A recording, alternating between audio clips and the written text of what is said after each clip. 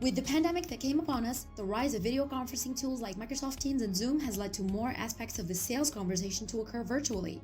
And what began as a crisis reaction has evolved into the new normal. But how normal is the new normal? We're talking about how the strong shift from in-person to virtual selling has transformed B2B sales experience. Virtual sales enablement, new organizations, KPIs, everything is evolving. In the Virtual Selling Podcast, we address these issues in depth twice a week with the experts and leaders of these transformations, heads of sales, sales ops, and sales enablement of the most innovative companies in the field. This podcast is sponsored by SalesDeck.io, the new SaaS platform to make your customer meetings more engaging and better prepared. Find out how you can shorten sales cycles, convert more leads, and increase customer engagement. Virtual selling is here to stay, and so is SalesDeck.io. Hi, everybody. I'm very happy to be with Ronnell Richards, who is a real entrepreneur since about 20 years, with his parents being also entrepreneurs, and about 4 companies in the telecom, tech, and channel sales, but also now a new company, or not so new. I think it's about 5 years ago. You created Business and Bourbon, and please, Ronnell, and tell us what is Business and Bourbon, because it's not 2 words that are used to be close to one each other. Well, Gabriel, first, thank you for the invitation to join. Really appreciate that, and always excited to talk about business and bourbon. And people are usually excited to hear about it. Yeah, sure. So explain us what is it. So what we do at Business and Bourbon is we create experiences and we create content that really serves the entrepreneurs and sales leaders.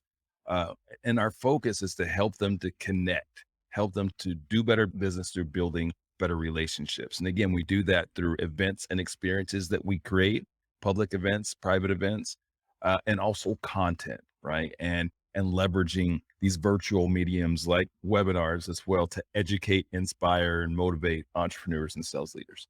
Great. And there is bourbon sometime? Absolutely.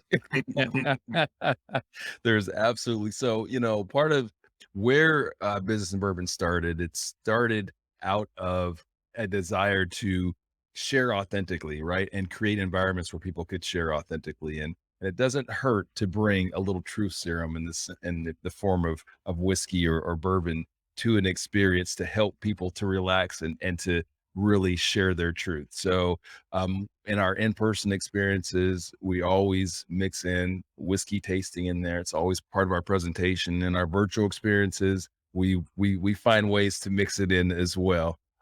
Again, it's just a way that we believe helps to create that environment where people are comfortable and people are being their authentic selves and they're connecting with people they have high alignment with. Yeah. And how do you taste virtual bourbon? How do you taste? So, one of the things that we do, or one of our experiences is virtual whiskey tasting experiences, and we actually will curate 3 delicious, beautiful whiskeys and put those in custom engraved wood boxes and ship those out to every participant so we can all experience a whiskey together. I have multiple master tasters that are experts in whiskey that will hop on to the platform and educate and inspire and talk about the whiskeys that we're tasting. But then, again, our focus is always business, right? It's business first. So we will use the whiskeys to that experience to get a little excitement around, but then we're going to bring in speakers. We're going to bring in panelists that are going to help to educate, motivate, and inspire. Yeah, and by the way, that is your fun fact. Oh, my fun fact. Here's my fun fact. When you own a company called Business and Bourbon, everyone thinks that you are an expert on all things bourbon and whiskey. I am not. I am passionate. I believe to be expert level in business. That is what drives me. It's always business before bourbon. So it's always about the business. It's not just about whiskey tasting. And yes, contrary to what a lot of people out there may think, I am not a whiskey expert. I enjoy it. I know more than the average person, but I'm not a geek for it. Okay, great. So I'm happy to be with the business expert and to talk business with you. You plan to release a book. The name is Shut the Hell Up and Sale. Yeah, I just love the way you say it. You make it sound way cooler than when I say it. It's by accident. I'm sorry. The name of my book is Shut the Hell Up and Sell, and that will be released here November of 22. That's great. And what is interesting in your book is that you put philosophy first. Yeah. And before the focus on tactical and execution, you really insist on philosophy. So what is the sales philosophy, and how do you teach it or share it? So what's the best way to teach philosophy? So Yeah. what we do and what I've done in my book, Gabriel, I have hired and trained hundreds of sellers, right? In my own businesses. And then it's serving as a fractional leader for other companies and a consultant for other companies. I've been able to interact with, with so many more sellers, right? And one of the things that I learned, and I've learned over just the course of my career, is that I feel like sellers are missing the why of sales, right? Why we do what it is that we do.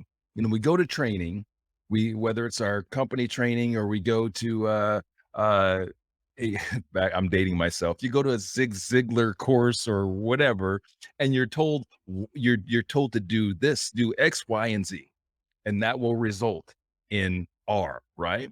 But sellers don't really understand why we do it, why that stuff makes sense. And so what happens is when they go back to their office, they don't really commit to doing those things. And so I believe that the missing component is the philosophy, understanding why we do those things and relating it back to people in ways that they can connect with and they can understand. And so the best way I think to teach philosophy is through storytelling, right? Through storytelling. So what we've done in the book is really created stories or taken stories from my lifetime from my career rather as a seller and sales leader and and use those stories to educate people and tell them why I believe the things that I believe, why these have become my truth, and tell those stories in ways that they can identify with, right? And so then the second part of our book is now that's the tactical execution. So before we ever get to, hey, do this and do that, I want them to understand the philosophy that influenced and that created that tactical instruction and execution that we're educating them on. And so what is the answer to the why question? Well, it's different for everything, right? So like for me, when I say it's different for everything, what I mean by that is that there are different components of the sales process, right? So what I'm doing in the book is breaking down each component of the sales process, right? And so before we get to those components and teaching you what to do, I want to tell you why I feel that way, right? So one of my tenets in sales and in business is to build advocates. It's to build advocates, right? And that sounds really cool, right? Yeah, build advocates. Well, of course it makes sense. I don't want to build an advocate. But what the heck is an advocate? And why is it so important? So in the book, I tell a story from my own life where when I started my career and how building an advocate, or rather failing to build an advocate, hurt me, right? And it was a story that anyone can identify with, right? And so where I say it's different for everything, it's different for everything because I've got a different story we're talking about 20 plus years career.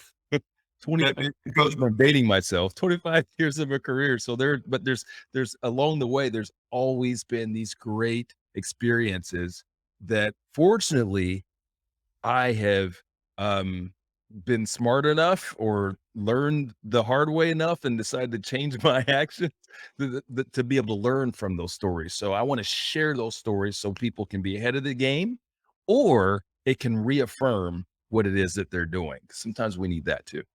because the big why in most of the methodology is really to help your customer find the solution to their own pain, something like that.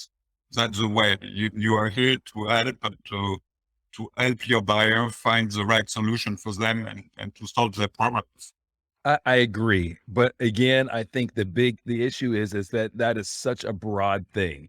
Just like where I said, build advocates. Well, oh, yeah, it makes sense. what you just said, makes sense, right? Yeah, but we really got to break it down to where people can understand it on a micro level and they can understand the emotional impact, right? Because all these things sound great theoretically, but until you can really identify with it, in our show discussion, I gave you the example of a young child touching a hot stove. Your mother can tell you 10 times, don't touch the hot stove. Don't touch the hot stove, Ronnell. Don't touch the hot stove. And she's telling me not to do it. So I know I trust her. So I know that's bad, but I don't really understand the impact of touching a hot stove until I touch it. Then when I touch it, oh my God, now I get it. Oh, I feel that sensation in my fingertips and all that. So that's the difference between understanding philosophy and just getting instruction, right? The philosophy is much more intimate. So again, that's why I tell stories that I feel that are impactful that people can identify with so they can get closer to that emotional impact. So now they understand why they're doing what they're doing in sales and they can do it consistently and be successful and enjoy it. Right. And if we want to have a look at your stories and stories that you share in your book, could you tell us about your story about building advocates? You want me to give up all the goods? I'll do that, small part. So, I'll share this one piece with you guys. And in the book, feel free, please go to shutthehellupandSell.com. That's where you can pre-order and you can buy it when it comes out. So, my story of building advocates, and this is part of anyone that's worked for me understands how much this is a part of who I am, because I've been preaching it forever. And it's because I learned that lesson when I first got into sales. I learned that lesson, I think I was about 19 at the time, and I was in jewelry sales. And this story is actually in the book, but I learned this lesson from a very successful older gentleman, very successful older gentleman who came into the store that I was working at and needed to get some work done on a Rolex. And I failed him.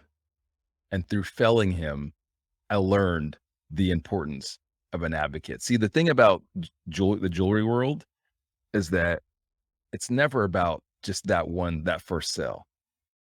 Gabriel, when you come into my store and you come in and it's your you want to get married, you've fallen in love, you come in and say, hey, I want to get a ring. You come into my store and you buy that ring from me. If I do it right, that's just the beginning. The beginning, because if I do it right and I build an advocate out of you, guess what happens? I get to see you 6-7 times a year that you're coming to buy various things from me, because you're going to come after that engagement ring. You're going to buy Valentine's gifts from me. You're going to buy birthday gifts from me. You're going to buy anniversaries. There's so many different things. And so I had the benefit of learning these lessons in specifically the advocate lesson in that business, in the retail jewelry business. And I've just believed in that. And that has been part of how I've run my business and how I've trained my people ever since in corporate sales, because that is something that's lacking in corporate sales. It is. We don't do a great job of building advocates. We go in, we sell something, we make a whole bunch of promises, and then we give them the peace sign, hand it over to somebody else. Good luck with that.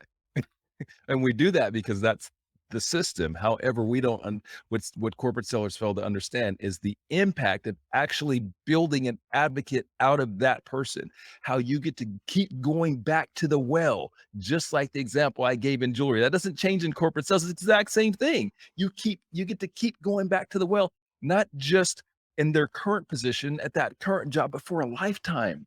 There are people that I can do business with today that I did business with the first time 15, 16, 17 years ago in different lives. They were in a different company. They were in a different industry. But because you've built that advocate relationship, you get to keep going back. And guess what, sellers? It makes it that much easier for you. It makes your job easier and it brings back the joy in sales. Sure. And it's not about doing the job of the customer success manager. It's really creating a bond with your customers that lasts forever. Here's the thing. I may ruffle some corporate feathers out there, but what I tell sellers is that at the end of the day, it's your name on the line, bro. It's you. So like, it's you walked into my office, you made promises, and you're the one that I'm holding responsible for one. But number two, you also get, if you do things the right way, you're the one that gets the benefit of it, right? And so what I tell sellers is, again, some of our corporate folks don't like to hear this, but it is what it is. I tell sellers, you're the one that is most invested in that customer success. Why would you fully disengage? Because at the end of the day, you're not only the one that's most invested in their success, but you have the most to gain. So yes, in the corporate world, we have these various positions, customer success managers and all those other things. But, and this is something we also talk about in the book, as a seller, you want to make sure to never fully disengage from that customer, because that relationship is something that you own. And if you nurture that relationship and you and you take care of them, man, they're going to be around forever. Again, they can keep going back to the well. One of the things I talk about in the book is that it's not about doing other people's jobs for them, right? It's not about, I'm not saying that, okay, now you're doing all the customer success folks' job and the account manager's job. No, but what I'm saying is that be aware that that relationship with the customer is something super valuable to you. So you want to make sure to not fully disengage. You want to make sure that you're always there for a resource, as a resource for them. And you want to make sure that you are helping to oversee all the other stuff that gets done, whether you're paid for it or not. Because again, at the end of the day, you're the one that's going to benefit from it. You can choose to fully disengage, but know that you're not going to build an advocate that way. And the way that you make this sales job easier, and the way that you get your joy back in selling, is to build great relationships, build advocates for you, for yourself and your brand. Yes, that's great. And I can see that relationship is really at the heart of the way you see sales through Business and Bourbon, through your books. And in fact, your philosophy is really about creating relationships that last. No doubt. Absolutely. I mean, at the end of the day, isn't that what business is? Yeah, It's no different than a personal relationship. However, oftentimes we look at it differently. Like if you want to enter into a relationship with someone and date them and get married and all this, what things would you do? Why do we look at a business relationship any differently? Like you need to invest in a relationship. You invest in it, you nurture it, and guess what happens? Good things happen from that. It's not magic. It really isn't. But sellers get in that cycle of the hamster wheel. And let me tell you, sellers, that hamster wheel, it will run you ragged. And the hamster wheel I'm talking about is that new customer acquisition hamster wheel, right? Like just, keep going, got to find those new 15, got to find those new 15 or new 10 or new 5 every month. And, you know, Gabriel, when I sit down with a consulting client for the first time, I'll sit down with a founder and executive, and the conversation is usually always the same. They want to talk about strategies for finding new customers. And then I say, well, what are you doing with your old customers? Because the fastest way to new business is old business. How are you nurturing those relationships with your existing customers? Like if you build great relationships and nurture those relationships, sales gets way easier, because there's this magical thing that happens.